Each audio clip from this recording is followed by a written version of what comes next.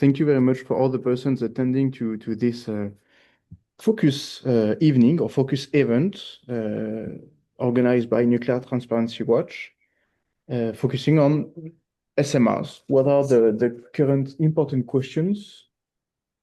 Thank you. As it was announced in this short image here, we will have tonight the chance to hear from 4 speakers on the topics of SMRs and different points linked to hot topics linked to SMRs development, projects, regulation aspects, waste management aspects. And so this event will be organized in 2 times. The main one will be the 4 presentations, all following each other, of 15 minutes, or about 15 minutes each presentation. In the order of first, Madis Vasser from Friend of the Earth Estonia, who is also leading the SMR Watch online civil society group. Then we'll be in second, we'll hear from Virgine Wasselin from ANDRA, so the waste management organization in France, and notably about the international perspective of radioactive waste management regarding SMR possible waste, let's say, and notably linked to URAD and FORSAF. Well, we will hear about that. Then we'll have Philippe Dupuy from ASNR, who is here with us in the room. So the French regulation and the nuclear authority. And then we'll hear about the US perspective by Tim from NIRS regarding different recent news about the deregulation risk and developments in the US. After that, I think we could let also some minutes for all the speakers to ask to each other questions they want to ask, the 4 of them, and then we'll open all the questions in the room, in the 2 rooms at the same time. So here in the NTW room, where we are 8 persons, and also all of you online. So, Madis, do you have the right to share your screen? We will see. I think so. Good. So we can hear you, and you can... Right, and you can see me. Yeah. Yeah. So I guess I will kick us off. Yes, please go ahead. Right, so good evening, good morning, depending on where you are. Yeah, I will give the first 15 minutes about the SMRs in Estonia, but also a bit more broadly, key questions and perspectives related to these. My name is Madis Vasser. I'm from Friends of the Earth Estonia, and I'm also a member of Nuclear Transparency Watch. So I will start with the global picture because, as already mentioned in the introduction, I have been running this very loose collective of people under the name Global SMR Watch, because the SMR industry is global, so the civil society has to be global as well. We're doing these regular monthly calls already since June 2023, and it differs from like a regular email list that we actually do get together on these calls, and that gives a bit more humane and more kind of interactive place to discuss these topics. It's about 30 people. Not all of them attend all the time. That would be a very big call. Usually it's like 5-6 people. And we usually cover ideally around 15 countries that are present in the list. But usually we focus on some kind of hot topics that are like more advanced in terms of projects getting somewhere. And not all countries are nuclear, so there are some newcomer countries that are kind of discussing SMRs, there maybe been some ideas floating around, but nothing concrete. And of course, there are countries that are well into the nuclear field. So the quick questions that the Global SMR Watch tackles is basically, one is that will there ever be like the first Western, first of a kind SMR? That's what all the projects globally kind of link back to, say that, well, there will be the first one and then there will be many others, but nobody wants to be the first. So in our monthly calls, we usually discuss what's happening in Canada, because Canada is the furthest away, with the BVR X300 being almost being built now in Darlington. Although there's been some opposition as well recently, because it's an US project in Canada, and the US-Canada relations are not the best at the moment. So even very pro-nuclear people are asking questions like, why are we building an US reactor in Canada? So through these discussions each month with the people in Canada, we get quite a good overview of what's happening there on the ground. So not only in the marketing materials, but actually very deep in the roots. Also, we track what projects are getting cancelled. As we know, as SMR projects get more concrete, they become more and more difficult to manage or to push forward. You probably all know the new scale, the new word, and the recent addition is Nucleo in the UK. They were competing with for the Great British Nuclear funding. They didn't get it, so they are shutting down the office there. So because there are so many projects always ongoing, it's good to know that it's not always only increasing, it's also decreasing in some instances. And also we discussed the common strategies that the nuclear industry and the SMR industry is deploying globally. So some keywords are harmonization. So that's why it would be interesting to hear the story of the US tonight, because it probably has some connections with the EU as well, because the industry is hoping that what gets licensed in the US might be instantly licensed in the European Union as well. We talk about de-risking, which is the other keyword for public money or public subsidies, or making the very risky projects less risky by not actually investing your own money, but more like private money. And recently, we will also be tracking the narrative that shifting back to large reactors. So the SMR push, at least in some countries, seems to be going back to, hey, why don't we just build large reactors? So maybe that was the point all along. It's interesting to see how this plays out. It's happening in some countries, not happening yet in other countries, but maybe they will follow soon. So that's good to keep in mind. And if you want to join us, just write me, and we'll see if you're a good fit.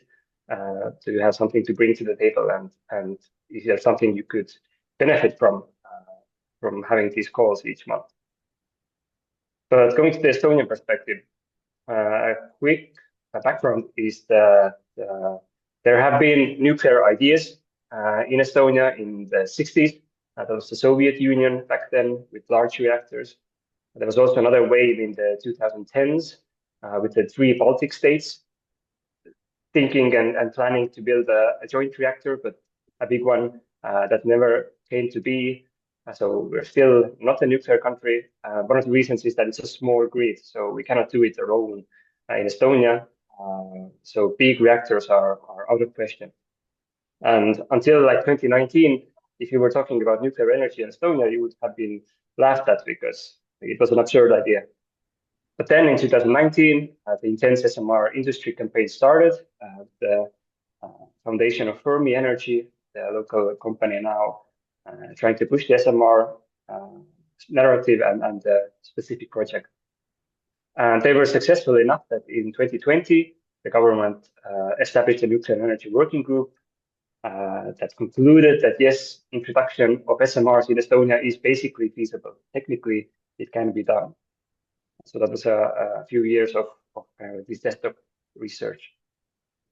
Then in 2024, the Parliament adopted a resolution in principle supporting the preparation of adoption of nuclear energy. establishing a nuclear law and a regulator. So the important thing here is the support of the preparation of adoption, not the adoption of nuclear energy. So it was like these first steps of actually being able to decide if it's actually worth it or not. There was a debate on is this a fundamental decision now, or is it just a small step towards any big decisions? But these projects were started. The nuclear law was about to be drafted. We don't have one yet, and we don't have a nuclear regulator either. And now in 2025, there's this special state planning process that has started for the siting of the first SMR, even though it's still unclear if nuclear energy will be actually adopted in Estonia. It's also unclear when and how and if it will be decided if Estonia will adopt nuclear energy. So it's been a bit of a back and forth with government officials. Nobody seems to understand like where can we take this decision and how. So we'll see. One proposal is that if accepting the nuclear law, the parliament will also accept nuclear energy in principle. And also there are many unknowns on the technological side. I will get to these on the next slide. For example, here's a picture of the marketing materials of what this SMR should look like in Estonia. It's probably not going to look like this because building it so beautifully would cost too much. So it's going to be a square box in the end, gray square box. But what we don't know actually is what is the reactor design. Yes, the company that is on the forefront pushing this project, they say that they want to build a PVRX-300, maybe two of them. It's still not licensed anywhere in the world.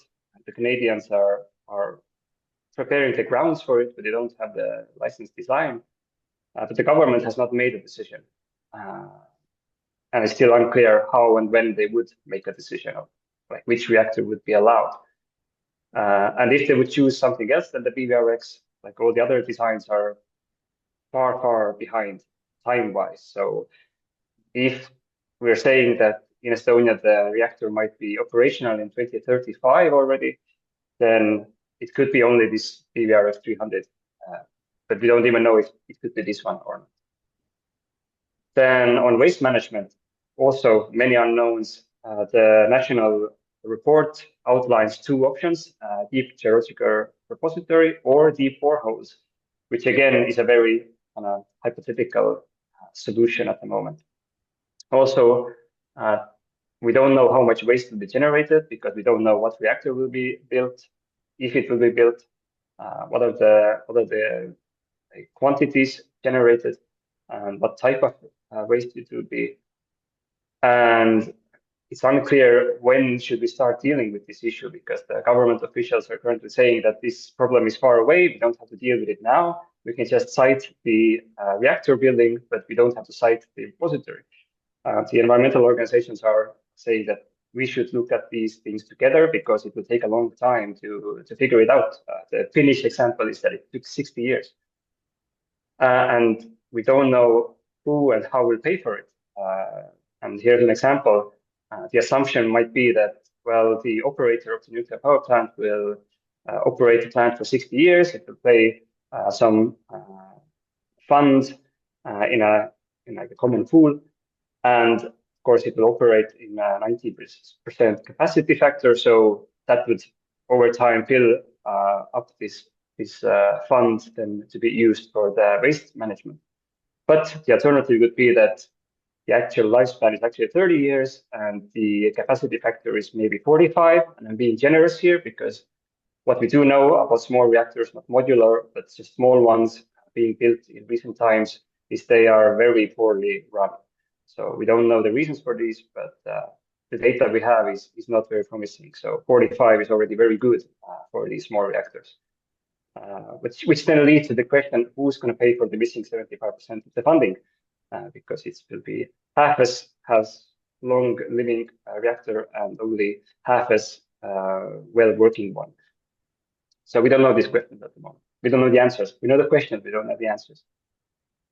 Some more unknowns on public subsidies, and maybe that's a cautionary tale for other countries as well, because in Estonia, the SMR companies said that they do not need any subsidies. In the past, they said they don't need any subsidies, and the government also said they are not going to give any subsidies.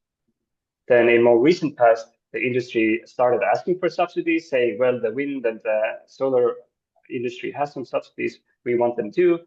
But the government was still opposing, saying, no, this has to be done on market terms. If it's a good financial project, then you should have no problem financing it. And now in the present, we see that the industry is saying that, well, basically we can build nothing without subsidies. And the government is now actually considering it. They're talking about loan guarantees, but from the government reports, we know that there's also a possibility of taking stakes in the companies or then issuing bailouts if the companies fail or go bankrupt. And there's no public participation regarding this issue or this question. So the government and the industry is basically talking to each other and agreeing on different things. Which leads me to the public participation, civil society organizations in the process. So I would say it's actually better than in most countries, I guess. The environmental NGOs have been participating in the national working groups, although it was the staff working group on siting. I was the representative there. It was quite good in terms of interactions. We did manage to improve many of the outcomes, but then the final decision was still made by majority voting. So we were opposed still to many of the aspects that were lacking in the final report, but we were kind of outvoted by everybody else. Then the government officials have said that regular public opinion polls are also participation, which is a bit funny. You just ask 1,000 people who are not very aware of the topic, can you call this true participation, or is it just an opinion poll, whether you can then do some next steps from the results. And also this is in the context that most of the public narrative is pushed by the private company and not the state and not the environmental NGOs. And now we do participate in the special state planning process as well, even though we were having some deep discussions, should we even participate there? But in the end, we decided maybe, yes, we can still make some things better, even though still we are asking the question if we need nuclear energy in Estonia, not how and when exactly. And throughout this whole process, we've been asking this question related to the Aarhus Convention. Is it still true that all the options are still on the table? Also the option of not building a nuclear power plant? And if so, then where is that option? Because currently we do not see it in the discussions. Which leads me now to the questions. Write them to my email address or ask them right now in the chat or verbally, I guess. Alexei will take it. Thank you very much, Madis. And now I will stop sharing from. Oh yeah, thank you. Thank you. It was a really good start for our discussion. And now, Virginie, if you're ready, you can Yes. slide and you can prepare. You can present. So thank you. You're welcome. So,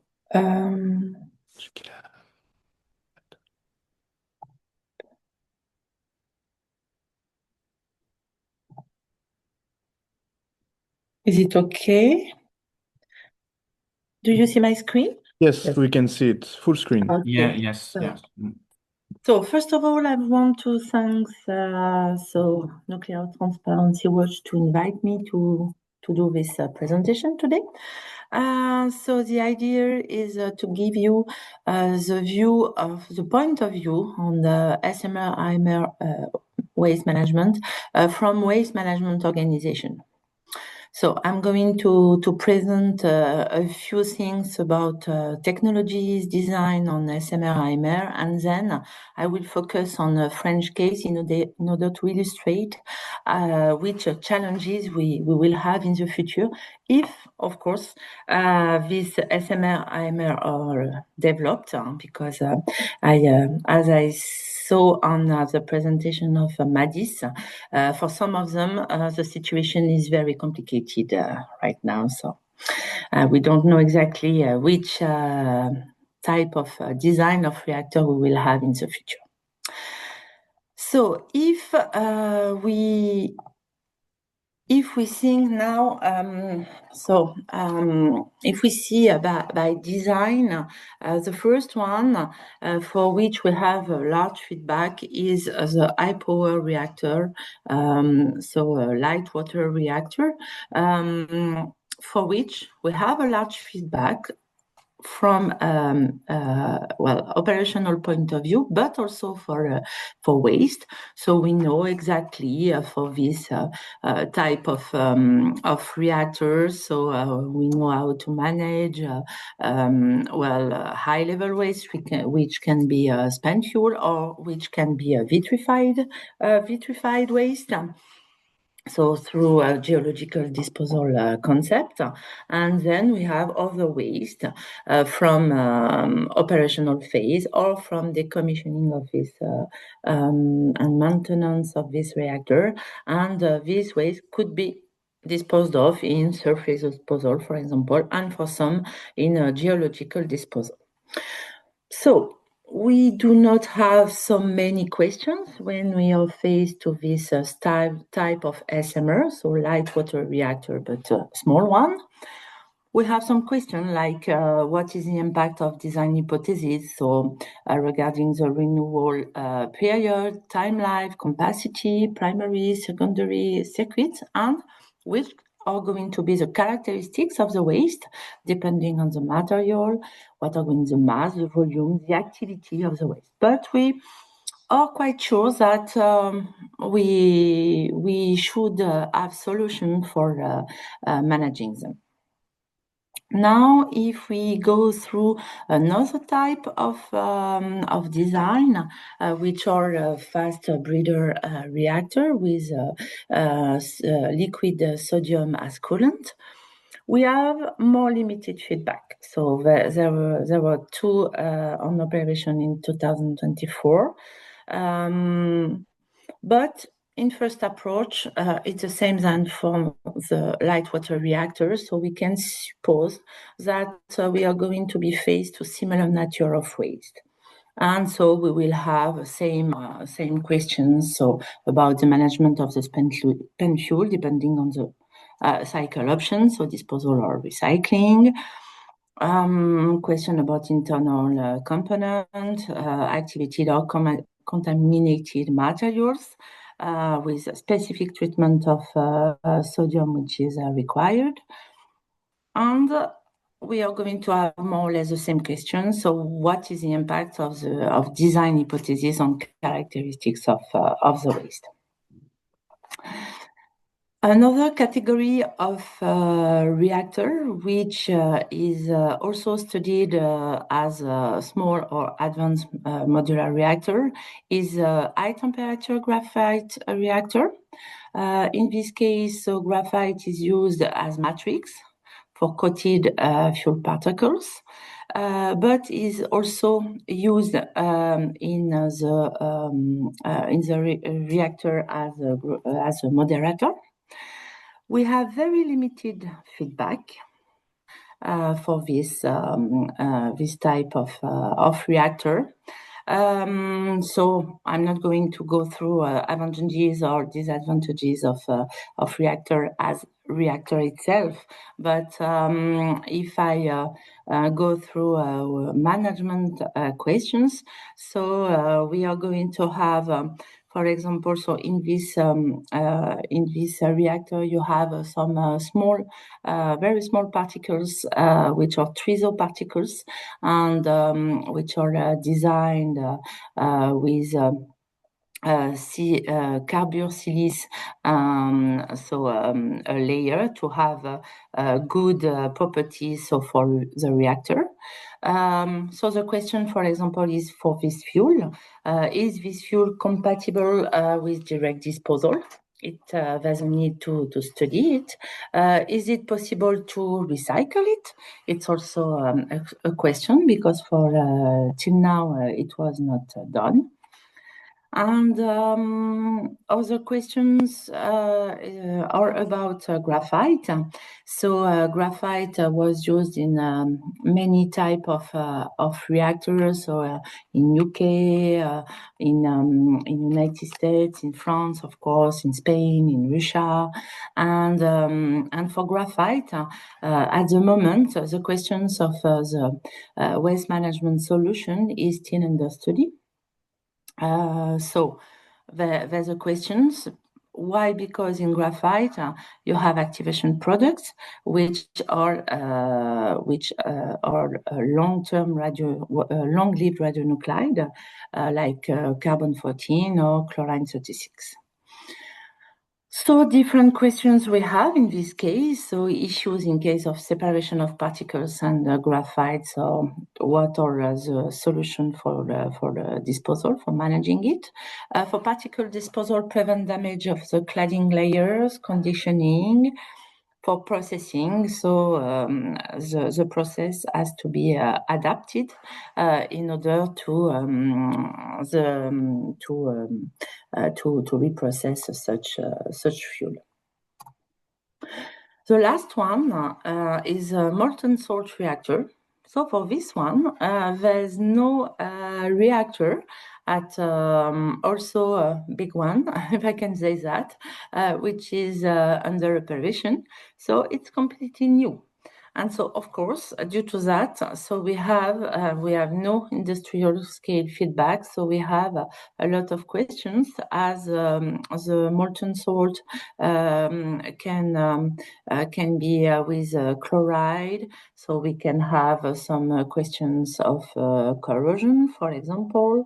We are going to have questions of gas treatment, metallic waste treatment. So so for this kind of reactors, so all the questions are open regarding the waste management. So if I illustrate now the challenges of waste management through the French situation. First, I want just to mention quickly, I'm quite sure that Philippe is going to present also. So there was a support program for innovative nuclear reactor. So in 2022, with 11 projects of a small or advanced modular reactor, which were funded. Reactor fusion project, water coolant, HTR, MSR concept, as I mentioned before, lead or sodium coolant, graphite moderator with a different fuel, oxide, triso, tritium fuel, for example, for fission project. Most of this technology, of course, don't exist at the moment in France, so in the territory, and so it's why we have to anticipate, and it's what I'm going to explain to you is how we try to anticipate the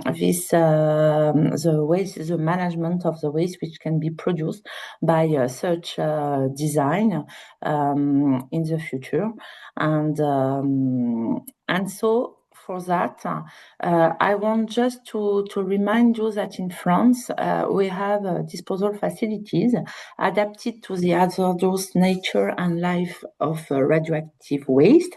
So we have 2 surface disposal for very low level waste, more waste coming from decommissioning, and low intermediate level waste, short-lived waste coming mainly from operational phase of reactor. And we have 2 disposal in project, one which is a deep geological repository, CGO project, for intermediate level waste, long-lived, and high-level waste. And we have also a project to develop a shallow depth disposal at 30-meter depth for example, graphite waste, low-level, long-lived waste. So why is it important to explain that we have two types of disposal, so some in operation and some in project? It's just because for those which are in operation, so we have some criteria, waste acceptance criteria, which have been approved by the regulatory authority when they deliver the license. So CIRES is opened for very low level waste, so is in operation since 2003 with an authorized capacity of 950,000 cubic meter, and at the end of 2024 it was filled by 51%. So the difference between, for example, a reactor or fuel cycle facility and a disposal is that for the disposal we have authorized capacity, so in volume, but also for different radionuclides for which we have to limit the content in the nuclear waste package. So the second disposal in operation, for which we have also waste acceptance criteria, is Centre de Stockage de l'Aube for low intermediate level waste short-lived. It was opened in 1992 with an authorized capacity of 1 million cubic meter, and the filling rate at the end of 2024 is around 42%. So regarding these two facilities which are in operation and which are going to be in operation during till a few decades, so what are the SMR AMR waste challenges? As I said, as these disposal are in operation, we have waste acceptance criteria. So the challenge is the compliance of this future waste with this waste acceptance criteria. So first, we could be faced to new nature or type of waste, like salt for molten salt reactor, to natrium with the risk of pyrophoricity. We have also in our waste acceptance criteria, as we have surface disposal, so a limit on long-lived radionuclides content, like activation product. One of these activation product is carbon-14, so which is in graphite, so in HTR, for example, chlorine-36 in chlorine, sodium chlorine salt, so in MSR. For these two radionuclides, so we have a limit for the package, but also for the whole disposal. And we have another topic. So in waste acceptance criteria, we have not only limit or identification of radionuclides, but also identification of toxic elements. And for the different for the reactors, which could use lead as moderator, lead is a toxic element and cannot be disposed of in surface disposal in a big quantity. So, on the other part, we have project. So, project is quite different because in the case of project, we do not have yet, sometimes a license, or we are going to have it, but we don't have yet waste acceptance criteria, so approved by the authority. So in France, just to remind quickly, we reprocess the spent fuel, and spent fuel is not considered as a waste, but as material. And so due to that, what we will dispose of in DGR is vitrified, a canister with vitrified fission products and minor actinides, and for waste from the assembly. So ends and caps are compacted and put also in a metallic canister. We have also some waste produced by the operation of reactors, like control roads and other facilities from La Hague, for example, bituminized waste. But if we stay focused on pen fuel, yes, first just to give a few information on CGO disposal project. So the application for license was submitted in January 2023 for a reference inventory. This is important. So we have already a reference inventory. 73,000 cubic meter of intermediate level waste long-lived, of which around 60% has already been produced, and 10,000 cubic meter of high-level waste, of which around 40% has already been produced. We have also in the license not only this reference inventory, we have also a study of adaptability. The purpose of this study is in the case that in the future there is a change in the reprocessing policy and we have to dispose of some spent fuel, in direct disposal, we have to check that the main component, like the ramp, to go to the disposal, so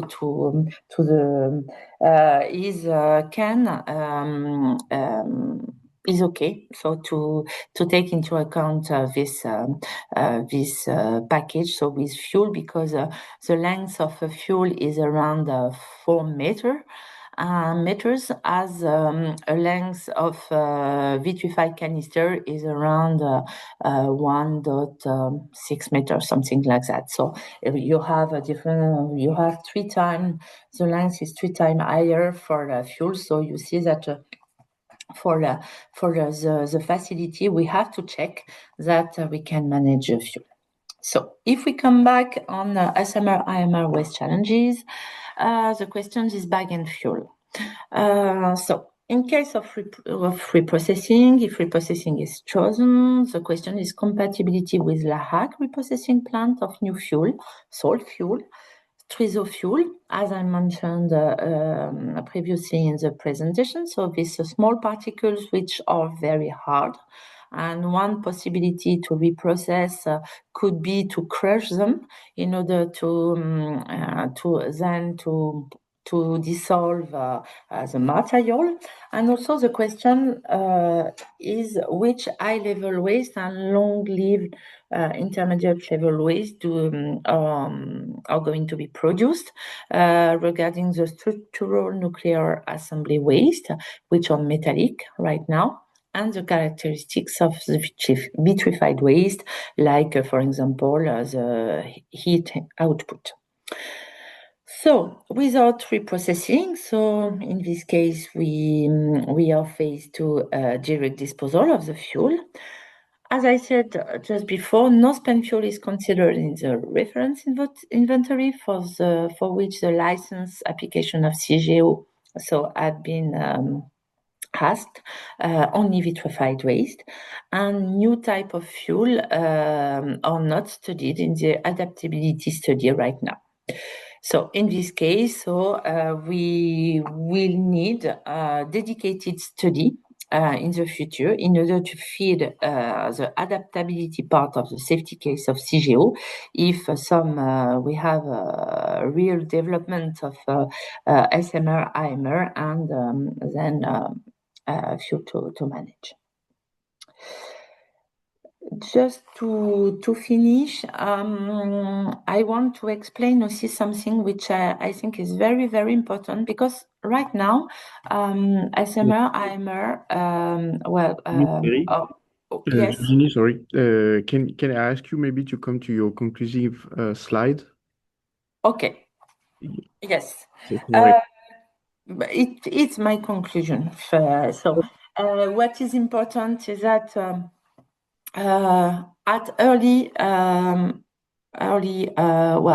as early as possible when you have a new actor in your country which want to develop a nuclear facility, you have to have exchanges at early design of the facility to explain how it works in your country regarding waste management policy, strategy, responsibility of the actors, and also at very early design to explain the management of the waste and to explain, yes, the situation and to be sure that they are not going to produce finally waste like it was done in the past and that you cannot manage them.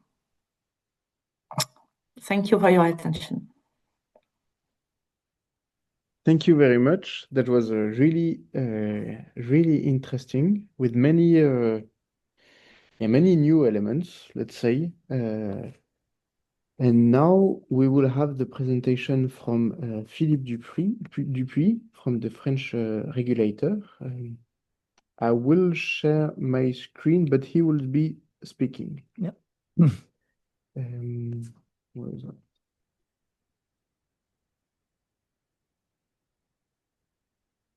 So good evening, everyone. So yes, let me introduce myself first.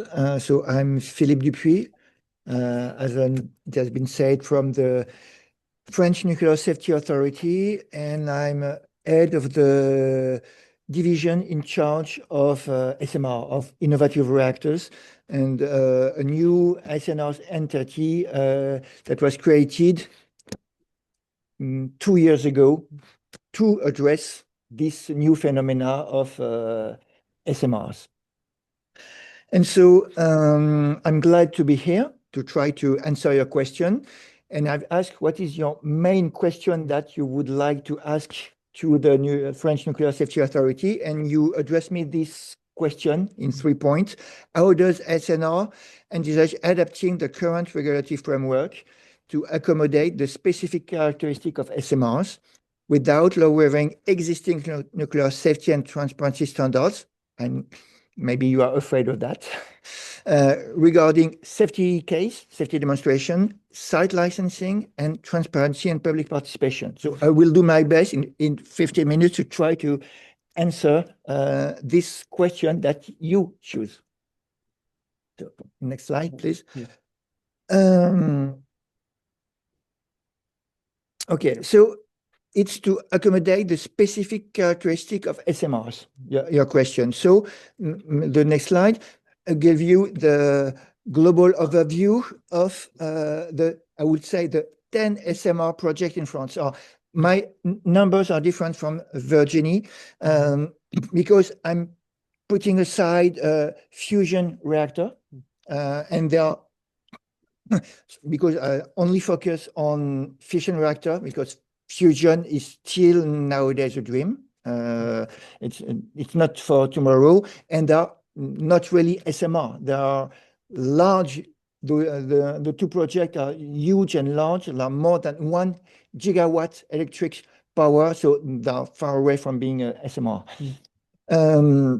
But what I want to say with this slide is that we may be, with the US and China, the only country facing that many SMR projects, and with an overview of all the technology. We have 2 light water reactor, 2 light water SMR. We have 2 HTR SMR. We have 3 metal liquid cooled fast reactor, liquid cooled either by sodium or by lead. And we have 3 projects of molten salt reactor. So what I will present in the following slides is based on the experience feedback from more than 2 years technical exchange with all those SMR projects addressing all those technology. And so your main question, first part is, well, facing all those new reactors with quite innovative technology. By innovative is innovative for the present because they were all tested back in the 60s.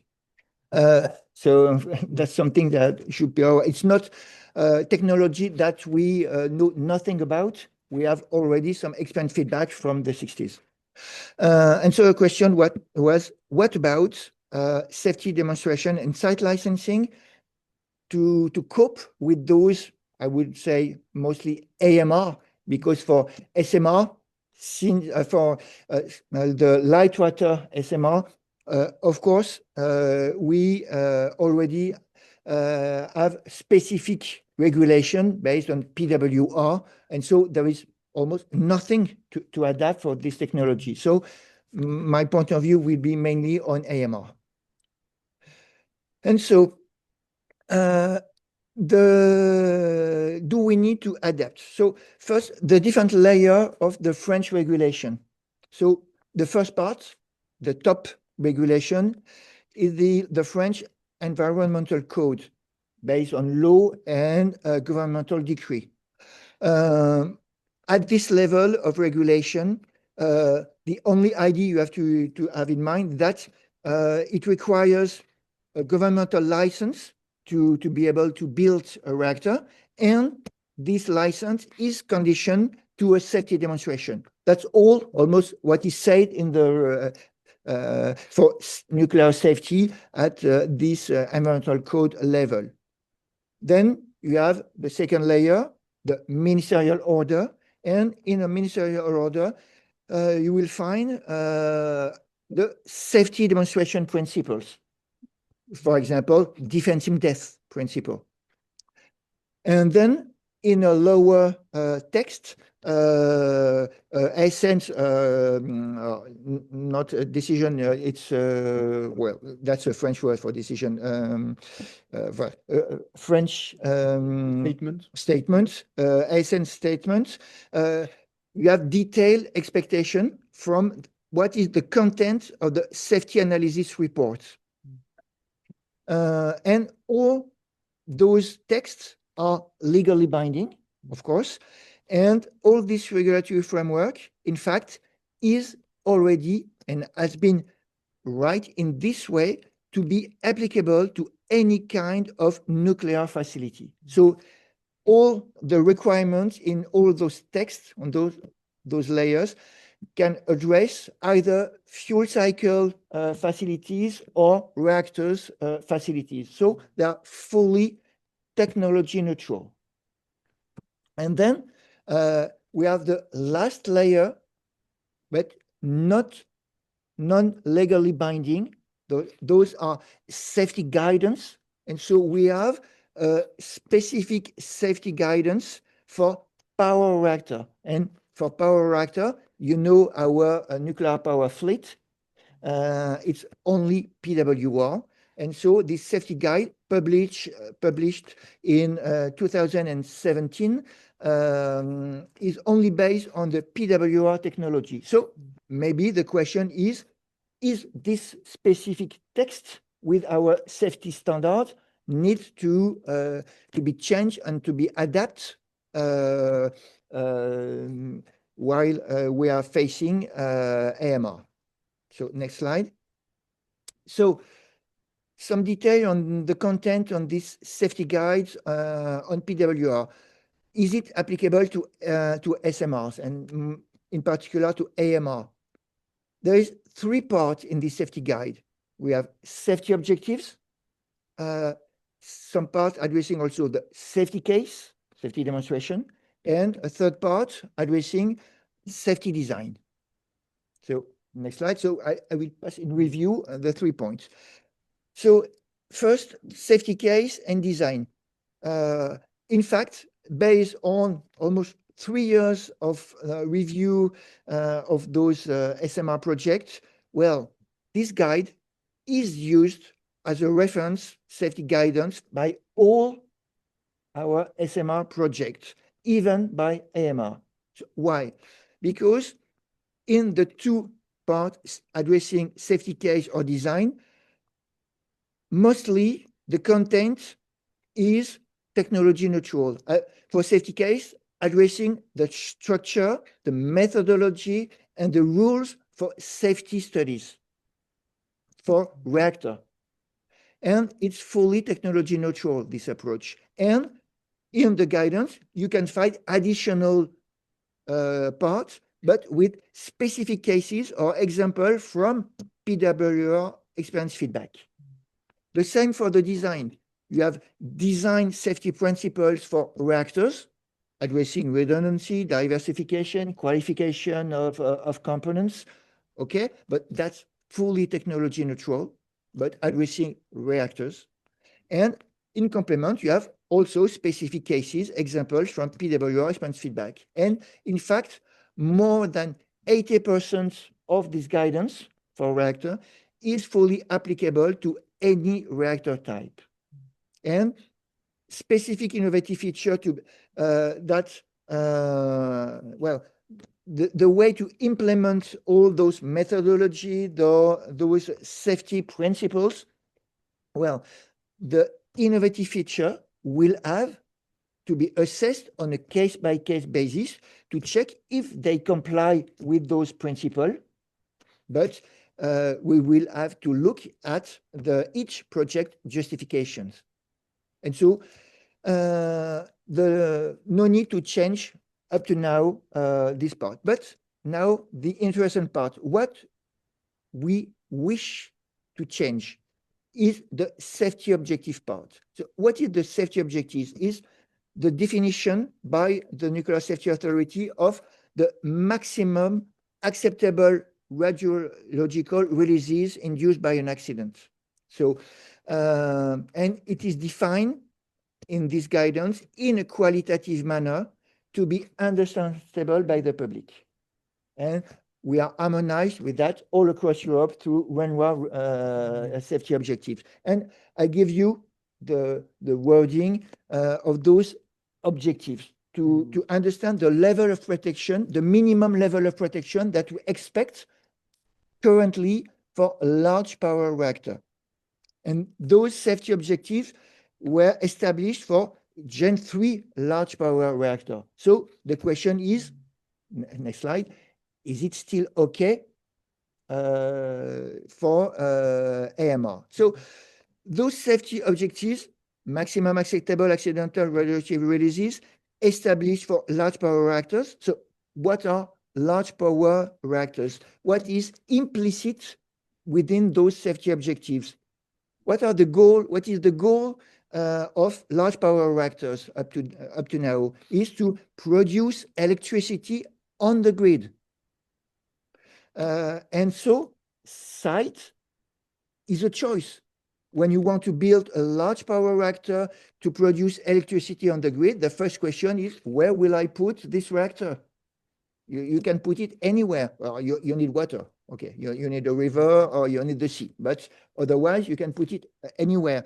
And so, since you can put it anywhere, you choose to put it far from high-density population zone. Here, you have a map of Penly, NPP, nuclear power and plant, where we have received the application for the first EPR2. And you see it's in the countryside. There is almost no one nearby.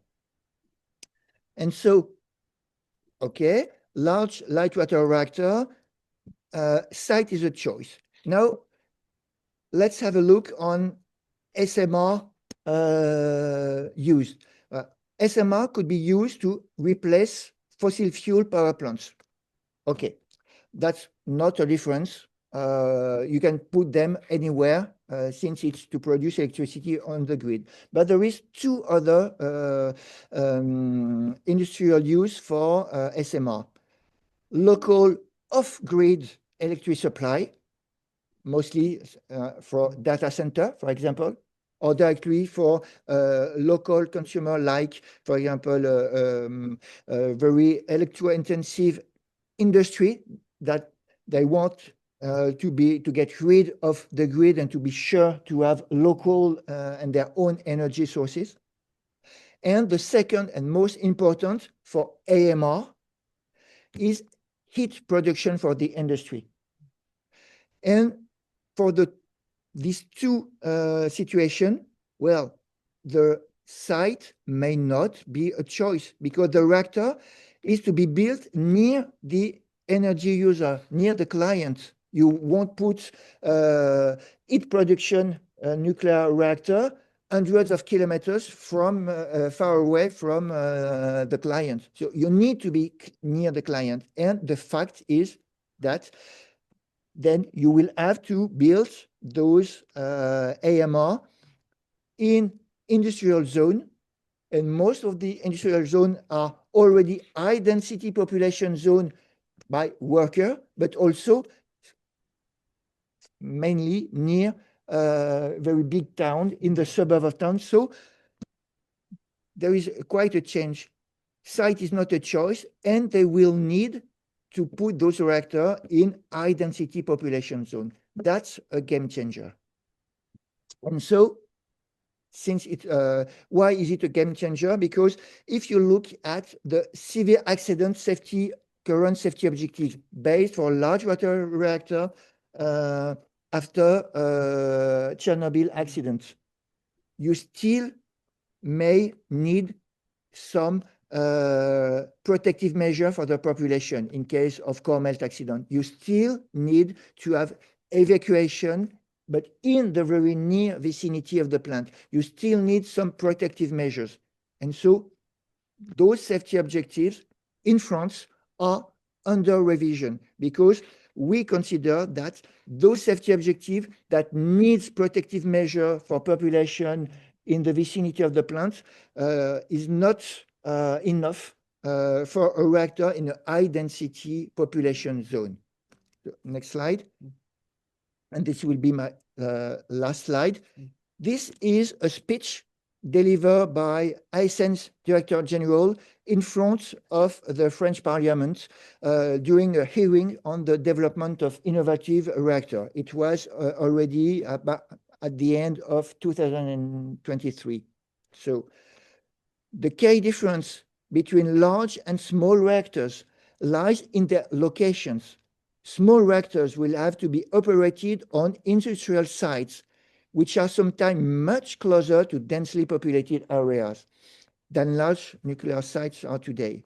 It is unthinkable, and I underline these words, it's not because is it feasible or not, it's not thinkable to have to evacuate the population in such areas because of societal impact, contrary to what is currently provided.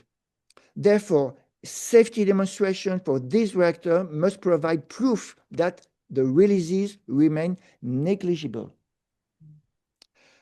From this point of view, small reactors have favorable characteristics, safety characteristics, but be cautious, this still needs to be rigorously demonstrated.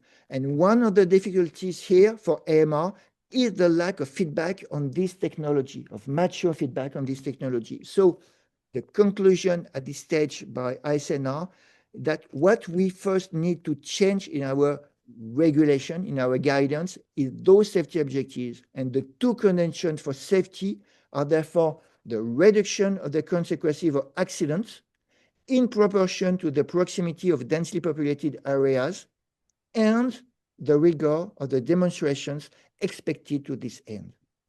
That's the main challenge for SMR today. So I hope it answers your question. And for last part, transparency and public participation, there will be no change.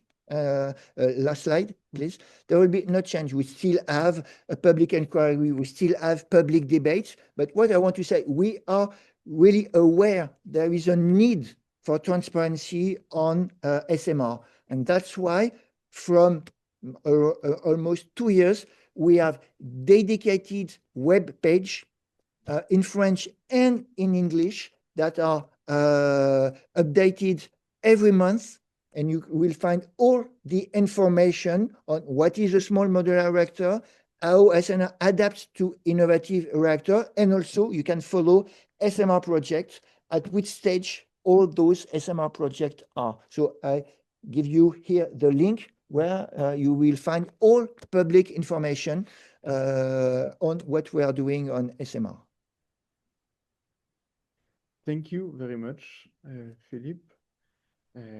Thank you. And now I propose that we quickly pass to Tim in order to have his last and fourth presentation. Normally, Tim, you can share your screen. Great. Thank you, Alexi. Is the screen share working? Yeah, perfectly. Wonderful. Well, good evening, everyone. And I was asked to provide some comparative perspective, I believe, on the situation with nuclear regulation in the United States. And I do that without any, intended judgment or comparison of, the U.S.'s system, whether it's better or worse to any other nation's regulatory system.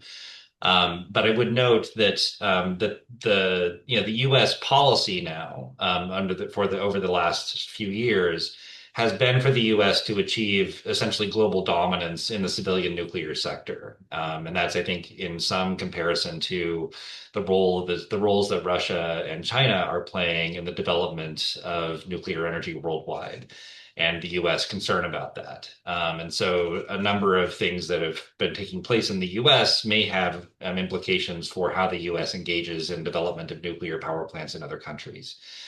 So I've sort of presented with that, with that perspective as well.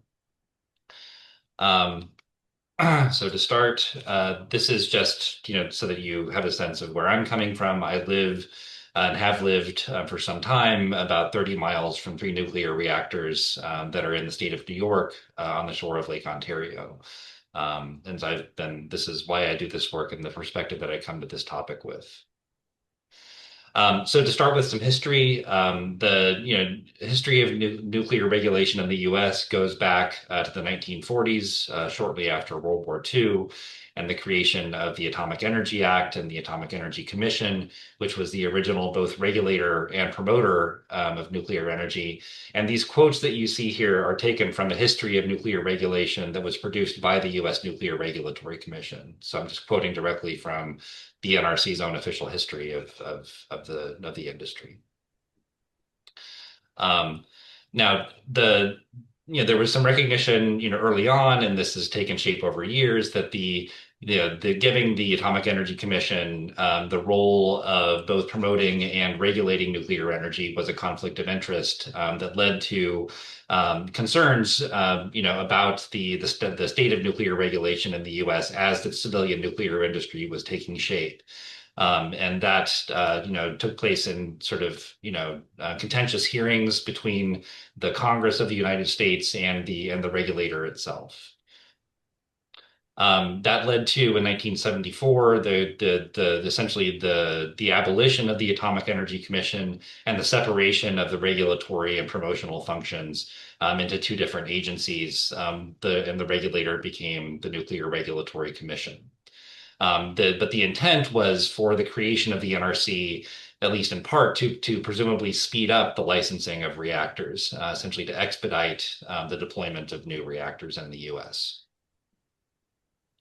The 3 Mile Island disaster in 1979, the partial core meltdown, led to a reckoning around the status of the industry and the regulation of nuclear energy in the U.S., which revealed, a number of problems, including both within the NRC, the lack of sharing of information about safety and design problems that were generic in the industry, an overconfidence in reactor safety and, quote, the impossibility of beyond design basis disasters, inadequate training requirements in the absence of what was eventually called a safety culture within the industry, and the absence of licensing requirements for worst case accidents, for emergency planning and response.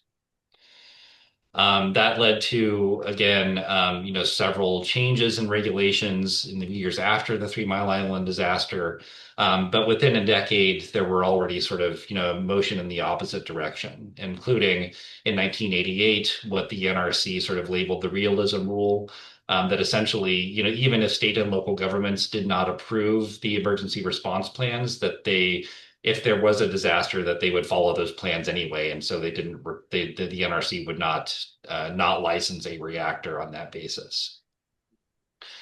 Then, beginning in the 1990s, a series of changes began to be implemented in the regulatory framework within the U.S. There was a proposal to essentially provide a deregulatory standard for radioactive waste that was called below regulatory concern.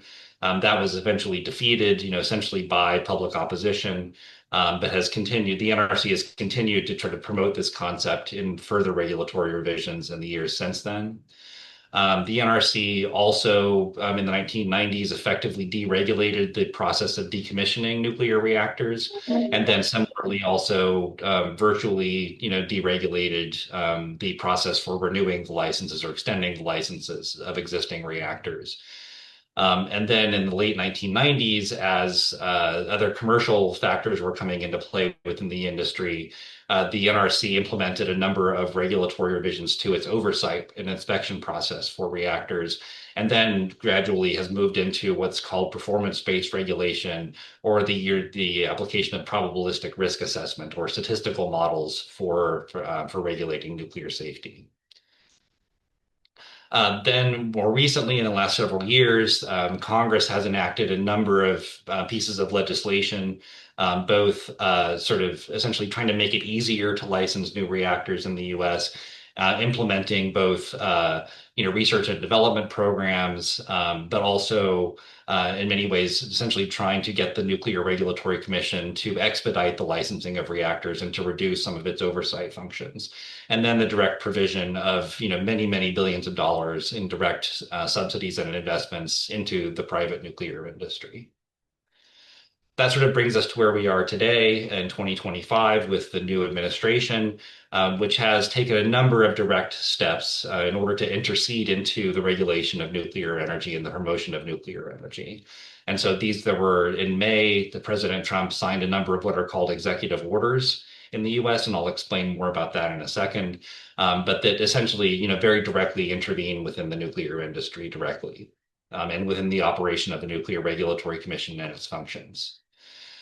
So an executive order is simply power under the U.S. Constitution, Article 2, which governs the executive branch, to essentially direct how the laws will be implemented under the president's administration. And so the executive orders, basically tell agencies how to interpret the laws and statutes, how to prioritize their duties.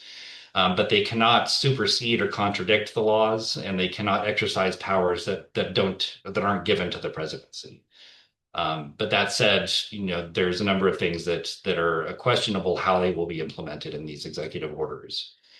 There's also been a number of other actions that the president has taken, including this Department of Government Efficiency, which the administration has enacted to basically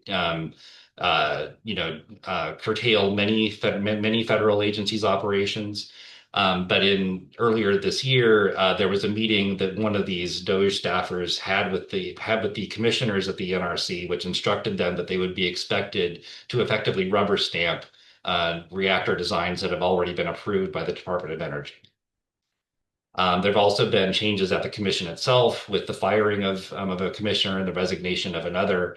And there has been criticism of these changes in approach to nuclear regulation this year under President Trump by people within the industry that are concerned about the limiting of NRC's regulatory authority.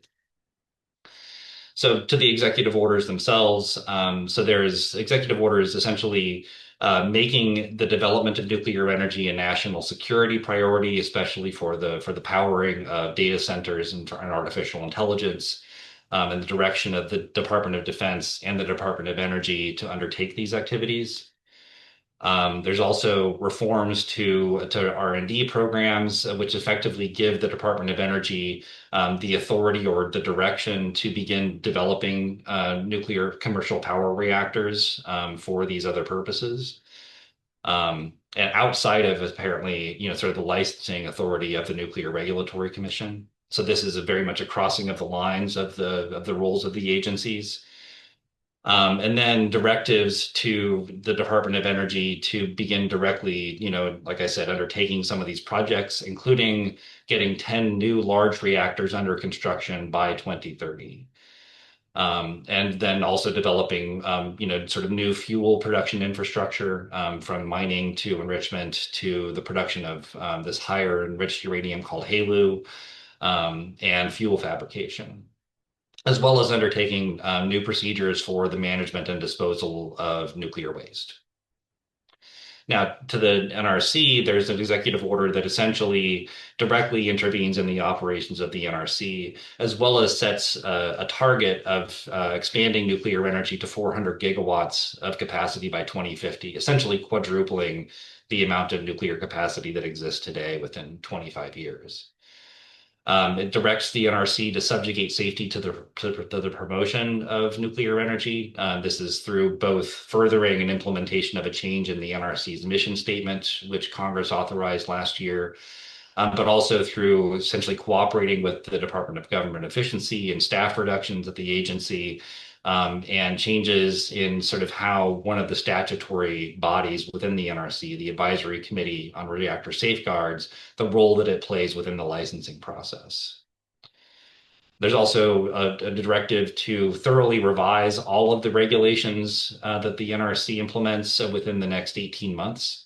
So there's going to be a lot of capacity within the agency that has to go just into wholesale review and revision of the regulations, and then setting very strict deadlines as to how fast the NRC will complete reviews of new reactor license applications and other licensing actions as well. It also directs the NRC to change its approach to regulating radiation standards and declares that the what's called the linear no threshold model is flawed and must be reconsidered. And then to essentially establish what they call an expedited pathway to approve reactor designs that the Department of Energy and the Department of Defense have themselves approved. And then there are further directives to essentially revise the process for inspections and enforcement of NRC regulations and the operations of new reactors, which, from the standpoint of those of us, who live near nuclear power plants in the U.S. is one of the more concerning implications of all of this, which is that the NRCs exist, it's the capacity that it retains will be given over more to basically approving new license applications than it is to overseeing the operations and the safety of the existing reactors. And I'll conclude there.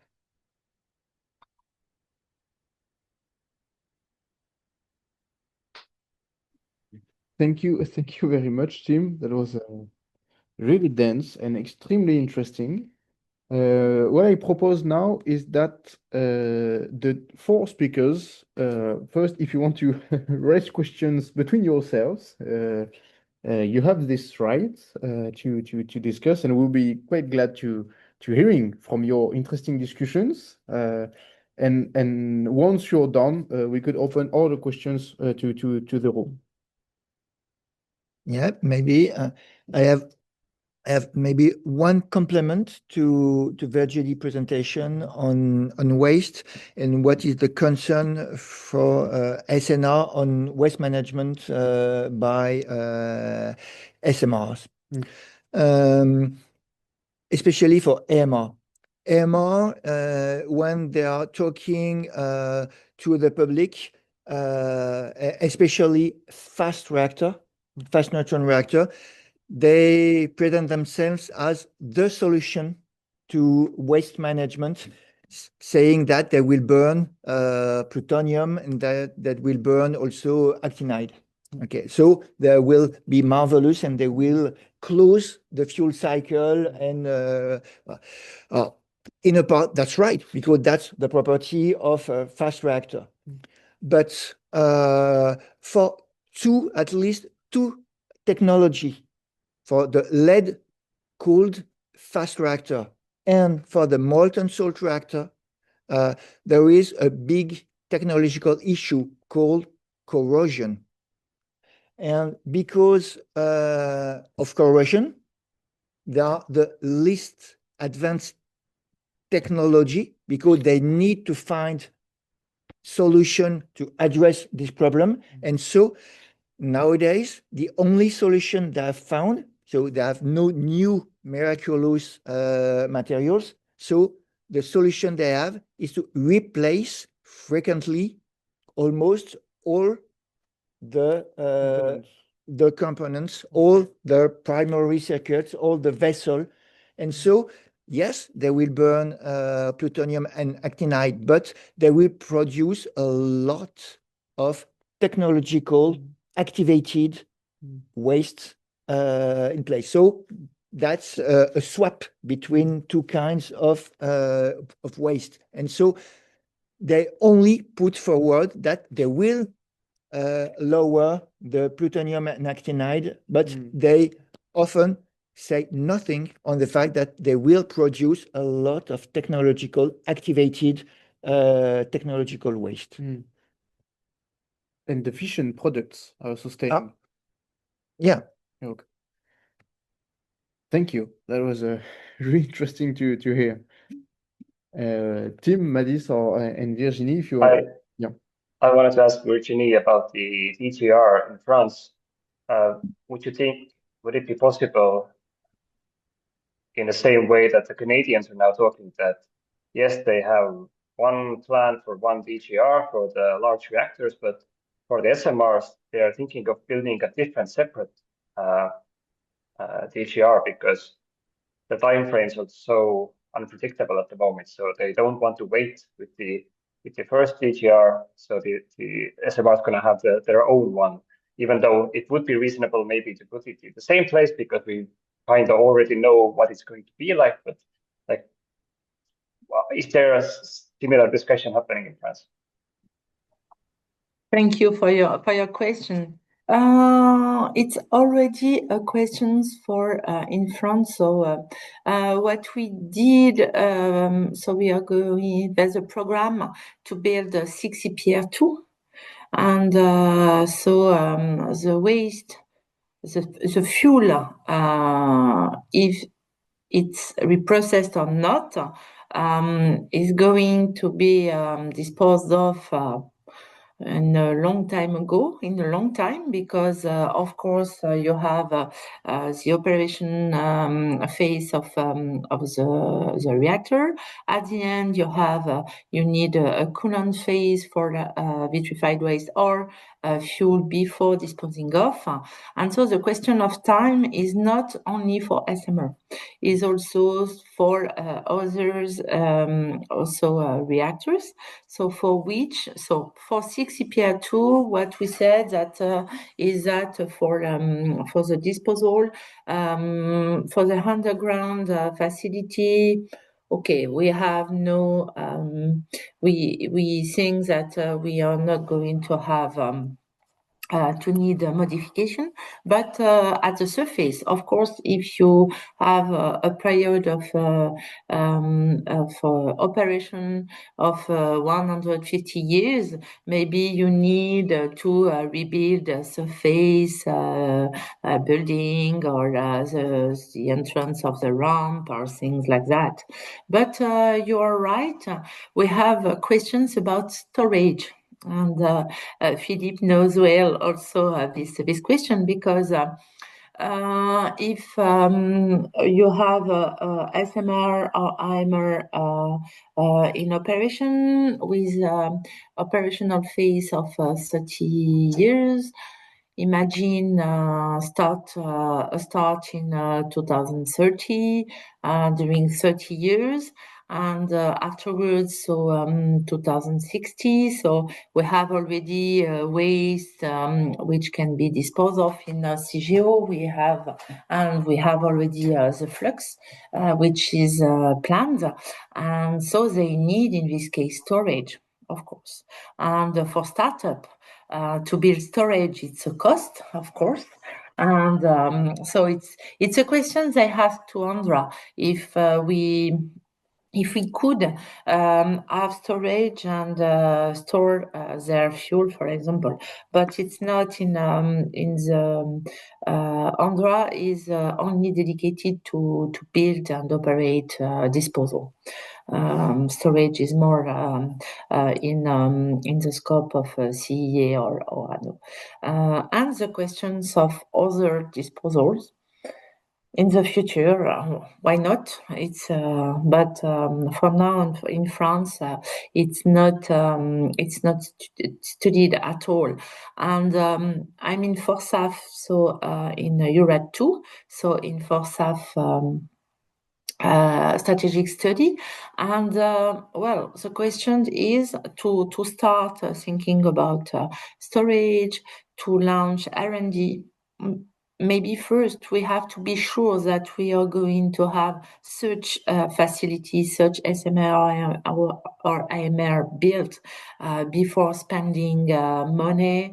And so it's why that we have to identify R&D needs. We have to identify the needs of storage or the needs of new facilities, but maybe to keep in mind and not start now all of this project, as we do not know.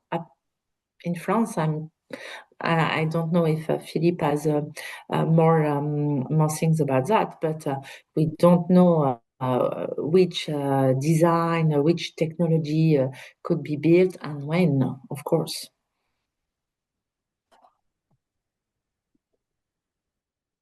Thank you very much, Virginie. It's enlightening so to have this indication. Do the speakers want to add any other points or questions? Otherwise, I have a question for the speakers is, do you accept to share the slides publicly? And so I think it could be good for NTW not only to put the recording video on NTW website, but also directly the slides, yeah, in order to be shared. Perfect. Thank you. And so now, thank you, Tim. So now if there are any other questions, yes, Roger? Good evening.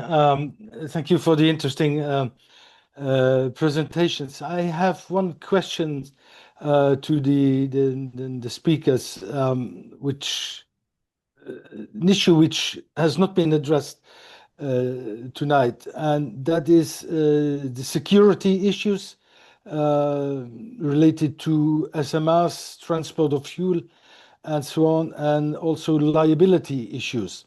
As you know, the existing nuclear power plants liabilities means in case of an accident, it's covered by international conventions, which nevertheless the money which will be available is not enough.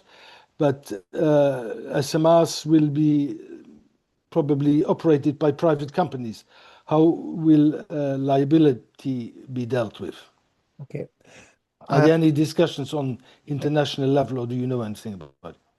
Okay, I can answer those 2 points.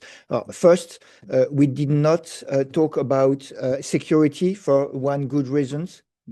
The fact that in France, we have 2 separate authorities, one for safety and one for security. That's a specificity from France, because in almost all other countries, there's only one safety and security authority, but we are split. So I can say nothing about security. You will have to invite the relevant security authority. On the second point, on the Paris Convention for accidents and coverage of all the damage done to the global environment and economical environment. There is indeed a real question. SMR will have less impact, less consequences for the limitation principle I exposed, because if they want to be built in city, they will have to reduce their consequences. And even on the justification principle, because they are small, the benefit is lower, so they will have to lower the risk. And the fact, what we are trying to revise is how to assess, in the Paris Convention, you have the global amount, and you can have a reduced risk criteria. That is, and of course, all those SMR, they would like to be considered as low risk facilities, so they will have a lower tax from the insurance company for this Paris Convention. So, but it's not because they claim they are small that will be safe enough. And so we are having discussion on what will be the criteria to say, okay, with this lower risk, you will be able to have lower, to be classified as low risk. Because with our present criteria in France, no reactor can be at low risk. And so we are trying to change that, but it's still work ongoing. And where and with who is occurring this discussion? With the ministry and with also with the fact that we at the same time we will set those safety objectives, and maybe that this will be the limit, will be the new safety objective, and if they can reach those revised, very strengthened safety objective, they will be considered as low risk. If we say radiological release should be negligible, so if, and with more detail, of course, than that, and if they can comply with this safety objective, they could be considered as low risk, and so to add this low classification in the Paris Convention. Thank you. Maybe, so there are three, one remark from Alessandro, one question from Niels, and one from Peter, but maybe before that is one of the two questions aiming at Virginie, because Virginie is about to leave us. And so Niels and Peter, is it for Virginie, your question, or? My case for Philippe. For Philippe, and you, Peter? Mine is for all of them. For all of them. And Alan, is it more focusing on wastes? It's for Philippe and Virginie. Okay, Philippe, Virginie, so you ask your question and we'll keep the other one for all the three other speakers. Alan, yes, please first. Oh, so quickly, thank you for nice presentations. You know, France is an interesting country because you have these like public-private partnerships in many fields. And so I'm wondering that, are you considering also to somehow regulate which kind of SMRs or what kind of SMR waste designs you will permit? Virginie, maybe you have the first answer. Sorry, Alan, I don't understand which kind of waste we... What I mean is that, you know, right now there is kind of free market for the SMRs. Everyone's making their own design. But I mean, Yes. since France has also quite hierarchical or like regulatory system, you can also say you must meet certain standard for the waste. That do you anticipate that you will do such a kind of restriction from the top, or more that you will just deal with what waste the vendor provides? Okay, thank you for your question. So, well, in ANDRA, the position is that for a first of kind, often it's a small reactor with a small amount of waste. We can certainly manage, adapt, and manage the waste. So because it's a small quantities, then we are not in a position that if there's an an issue with the waste, that we can stop the innovation. And I let Philippe maybe give more information. There was some requests from the Nuclear Safety Authority, so we can recommend things, or we can advise, of course, the authority or the ministry if they ask question, and but we can only be factual, so with fact, and but not to say don't choose this one or this one, because it's not in the purpose of ANDRA to do that. Yeah. Thank you. On these topics, to add and to go on with Virginie point of view, let's take the example of a molten salt reactor. For the molten salt reactor technology we are facing in France, they are using chloride salts. And so natural chloride is based mostly on 35 chlorine isotope. And so put in the reactor, they will produce a large amount of 36 chlorine. And this is something that ANDRA doesn't want to. And so for experimental prototype, okay. But if they want to build a series of reactors, we have already warned them that they will have to find a solution to enrich natural chlorine to produce 37 chloride to avoid producing chloride 36, because there will be no solution to store easily chlorine 36.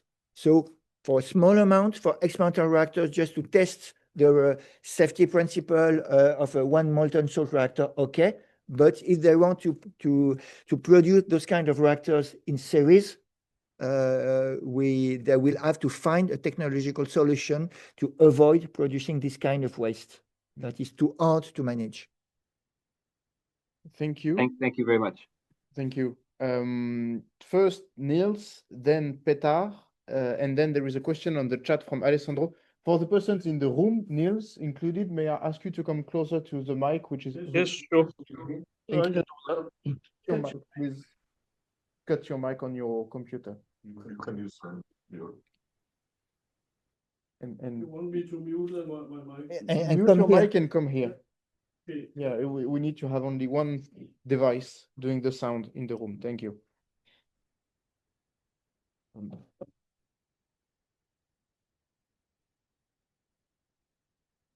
Thank you. We can hear. Yeah. Yeah, okay. And my question was for you, so it's only good that I'm standing here. I understand that one of your main points of your very interesting presentation was that there will not be a big difference between the regulatory framework for SMRs in France and the already existing framework. So my question would be, how broad do you define the scope of this framework? I understand there might be a lot of SMRs deployed if they are developed. So, for instance, will there be a strategic environmental assessment of the plans and programs for all or many of the SMRs? And also, will there be an environmental impact assessment for each SMR individually?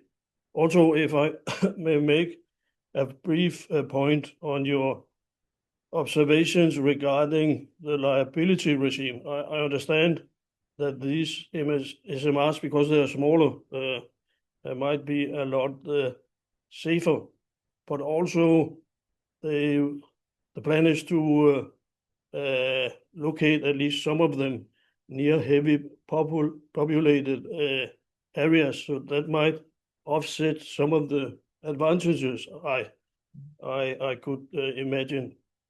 So my question would be this: if they are so safe as you say, they are still nuclear installations, so liability will be strict for the operator. But could this be an argument, in fact, not to have a looser but a stricter liability regime? And for instance, like in Austria and Germany, have unlimited liability, and perhaps also cancel the force majeure. I know that those were three very long questions. Yeah, very long question. First part, if I remember, on the environmental point of view, of course, there will always be environmental assessments on a case-by-case basis, because that's the French regulation. We do not deliver a generic design assessment or environmental assessment. We only provide a license for one reactor, for one operator, for one specific site, taking into account the vulnerability and sensitivity of this specific site for fauna, flora, etc. So, of course, on a case-by-case basis, we will have always this environmental impact assessment. So there will be no change in our regulation on that. That's clear. Small is beautiful, small is safe. That's not what I'm saying. That's what they say. But what we say is that, in fact, on the regulation point of view, the French regulation point of view, we do not know what SMR is. We know we have reactor. We have no legal definition for safety of what an SMR is. And to give you one example, you have figures given given by IAEA. So in their definition, but not legally binding, in their definition, an SMR is below 300 megawatts. Okay, you have in mind these figures. So the Rolls-Royce SMR, 470 megawatts electric. New World, 400 megawatt electric. Are still SMR or medium? So as a nuclear safety authority, and in fact, you take the EPZ reactor in Borssele, it's already 400 megawatts. Do you call that an SMR? Okay. So my point of view as a nuclear safety authority, in fact, and that's the name of my division. My division is not an SMR division. It's innovative reactor division. Small, medium, large, I don't care. What I care is, where do they want to put this reactor? And if they want to put it closer to population, whatever the site, they want to build an EPR in Paris, I personally don't mind, but they will have to fulfill the safety objective for us to allow them to build in Paris. But indeed, it will be easier if the reactor is smaller, because there will be less energy. It will be more easy to protect the confinement function, because there is less energy. So it will be easier.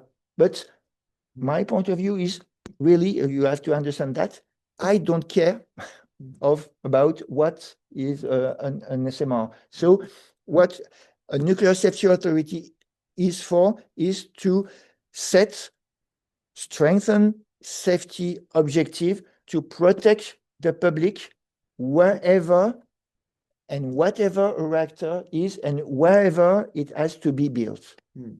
And so I hope I give you and if I may, if there should be a separate regulatory framework for small modular reactors, you would require a legal definition of what No, that's what I explained. Yeah, but because you have the same regular, the same program, but should there be a separate just for SMRs? No, You still don't. no, still we want will we will strengthen and we will adapt our regulation only based on the fact that if they want to build closer a reactor, whatever the size, closer to population, okay, they will still have to fulfill the same safety principle.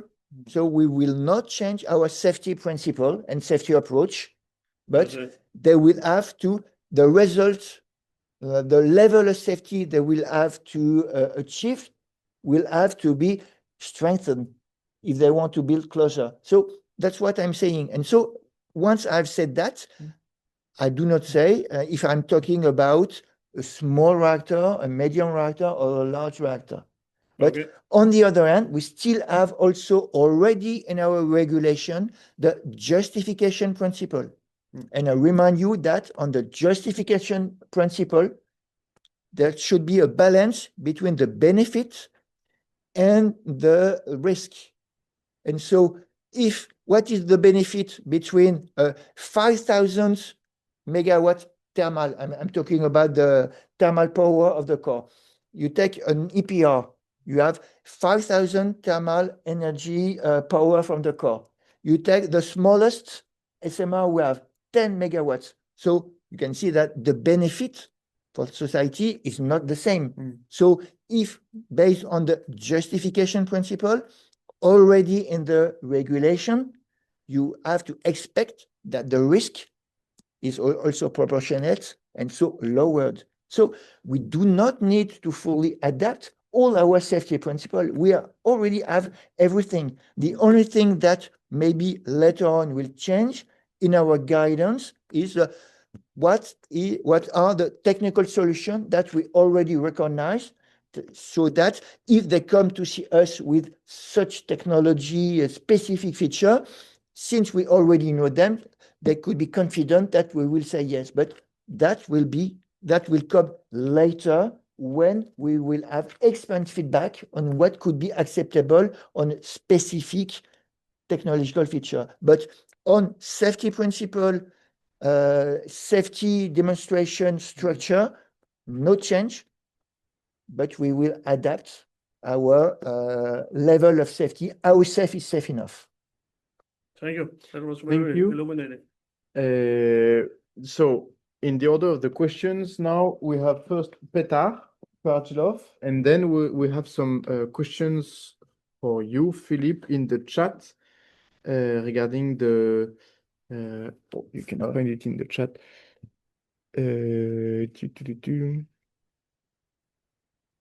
Well, I will let you discover it, but it's the one from Alessandro regarding the insurance company, and another one almost at the end from Einar Eldal. Petar, yes? Thank you, Alexis. Hello, dear everyone. My question is to all the presenters, and it is connected again with security. Do you agree or not that if we speak about security and nuclear reactors in the cities and proximity to factories where which need more power, isn't the logic, in my view, it is to a wider and more severe wider and stronger, bigger risks, and connected with more severe consequences if this risk turn into crisis. I mean, we see what happens, for example, in Ukraine. Russia is bombing with rockets, with drones, the civil objects, even schools and so on, hospitals. So if the big units, the big power plants are secured by the national armies, for example, then wouldn't be the price of security for SMRs in cities even much bigger than the security of the conventional units. Okay. Thank you. Okay, I will try to give you one answer. As concerns security matter, you have to distinguish two kind of I would say malevolent acts. You have first terrorist acts, and then you have war threats. There is, in fact, two different responsibility. For war threats, the responsibility is fully based on the states. It's a state responsibility, as well as, for example, for a dam. Of course, if you are bombing the biggest dam in France, this will be catastrophic. And so, for all kind of industry, chemical industry, for a dam, for anything, war threats is not under the responsibility of civil authority or even for those industrial operator. This is the responsibility of the states and of the army. And those kind of threats are not taken into account in the design of such normal industrial facilities. So the question of Ukraine and war is quite a different topic for war. And for security, usual security addressing terrorist acts, of course, this will be taken into account because there is a kind, I think the principle based worldwide by security standards by IAEA. You have what is called design-based threats. And these design-based threats are classified in each country, but they define the limit between the state responsibility for very high-level terrorist threats, because it's the responsibility of the state to stop such high-intensity terrorist threats. And within the design-based threat, this design-based threat is the limit of the responsibility given to the designer, to the operator, to say, you have to demonstrate that you will be able to face those threats. And so these threats, the French design-based threats, which is classified, so I cannot talk about about it, will have to be taken into account while designing those SMR, of course. But do not mix up between war consideration and terrorist acts, because I hope I'm clear. I don't mix them. I mean that in both cases, the risk is higher, much higher if the reactor is in a big city than if it is. It depends. I will give you one example, just to they are smaller. The reactor that are expected to be built in city, of course, the smaller one, because that would be more easy for them to reach the safety objective. We want them to have negligible radioactive releases in case of accidents. And those reactors are small. And since they are small, just to give you one design feature, that public design feature, so I'm not giving you classified information, there will be, all the reactor parts will be underground, because they are smaller. You cannot build a large reactor like an EPR fully underground. That's too big. But for those smaller reactors, they will be underground, and so it will be easier to protect them against a long list of kind of attacks, as you can imagine. Okay. Thank you. So we have some questions for you in the chat. First, I'll show it here. For Can the insurance company. I chip in on this question? What? Sorry, Madis? Yeah, can I also answer the same question? You can answer the same question. Yes. Okay. Yeah, I'll do it quickly because in Estonia, it's definitely the question, the war threat, because we are next to Russia, and it's like a daily question here, like when will the attacks coming? And I guess it's not so much about destroying the SMR; it's more of capturing it by the other state. So maybe that's even a very bigger worry. So they will just take it and use it as a base. So the Defense Department has kind of outlined areas of Estonia that's not very suitable for SMRs, but currently the siting process is happening in these regions. So what we did in the process of this special planning procedure, we recommended a expert on the defense issues to be included in this process because it needs to be analyzed thoroughly. And now I will have to switch devices, so I will be available through audio. I will disappear for a second and then I'll be back on a different device. Thank you, Madis. Really interesting also situation or case, Estonian case. There is one question from Alessandro regarding the. Will state cover part of such risk? That's the point by Alessandro. But in fact, that's already the case because in the Paris Convention, the maximum amount taken into account by insurance company, if I have the right figure in mind, is 700 million euro as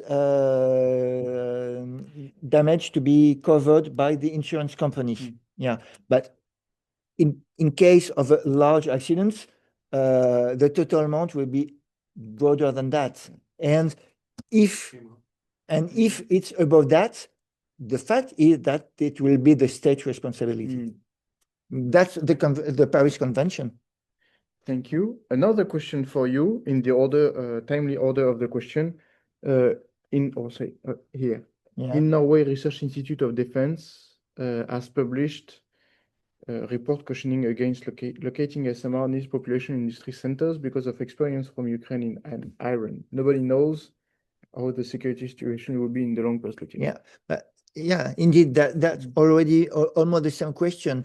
The responsibility for terrorist acts within the design by the threat, well, will have to be taken into account in the design of such reactor, and we'll have to be able to cope with such design by the threat, of course. But for the experience from Iran with very huge and large bombing, or in Ukraine, this is another point. This is the state responsibility. And in this state responsibility is the responsibility of the government, since if the government will decide whether or not to give a license, it's not ASNR that give the license, it's the French government. And since it's the government responsibility to ensure in case of war, well, they will have to choose whether they wish or not to put those reactors. But that's a political decision. That's not a technical decision by the designer or by us. Or maybe you will say that let's have in mind this case.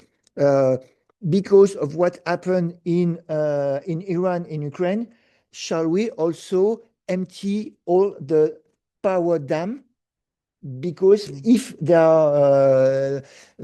have a bombing, they will have such a flow that some cities will be flooded and thousands of people will die.